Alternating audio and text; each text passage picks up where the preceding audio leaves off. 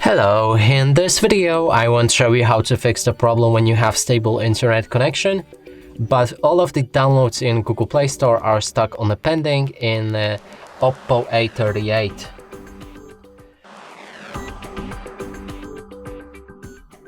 And to do this, let's launch our Google Play Store, and here if we try to download something like this game right here, it starts and it's stuck in the pending. So we can cancel it for now and then move on to the fix. Open your settings of the phone, of course, then scroll all the way down to enter additional settings, go for date and time, and here enable set time automatically.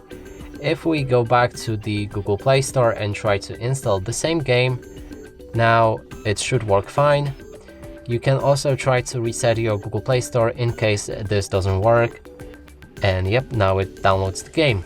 And that's it for this video. Hope you like it. Please consider subscribing to our channel, leave a like and a comment below.